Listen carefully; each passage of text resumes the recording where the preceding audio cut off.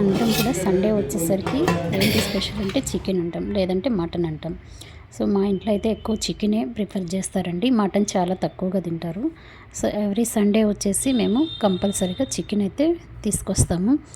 ఏదన్నా కార్తీక మాసం, శ్రావణ మాసంలో అయితే కానీ మేము తినకపోయినా పిల్లల కోసమైనా తెస్తామండి. వీక్లీ 2 టైమ్స్ అంటే ఉంటుంది, కానీ సండే అయితే కంపల్సరీ. ప్రతి ఇంట్లో కూడా మ్యాక్సిమం 90% అయితే చాలామంది తెచ్చుకుంటారు.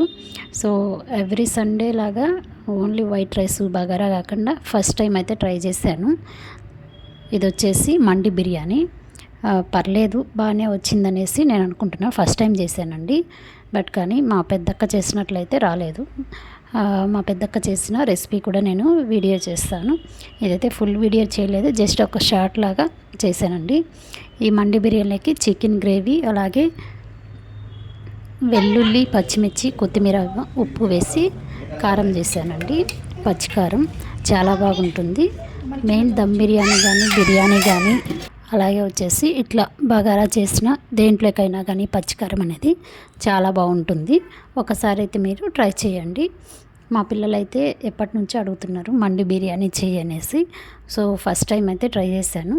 పర్లేదు, పర్ఫెక్ట్గా కాకపోయినా బాగొచ్చింది. ఎప్పుడు బయట బిర్యానీలే కాకుండా మనం కూడా ఇంట్లో ట్రై చేస్తే కానీ చాలా బాగా వస్తుందండి. సో ట్రై చేస్తూ ఉంటే ఒకసారి చెడిపోయినా ఇంకోసారి నెక్స్ట్ టైం బాగా వస్తుంది. నేనైతే కానీ మ్యాక్సిమం ఇంట్లో చేసి పెట్టడానికే ట్రై చేస్తాను పిల్లలకి. నాకు బయట బిర్యానీలు అవన్నీ తినిపించాలన్నా కొంచెం భయంగానే ఉంటుంది. ఇప్పుడంతా చూస్తున్నాం కదా, ఫుడ్ అనేది చాలా కల్తీగా ఉంది అనేసి. సో మ్యాక్సిమం నేనైతే ఇంట్లో చేసి పెట్టడానికే ట్రై చేస్తాను. Thank you.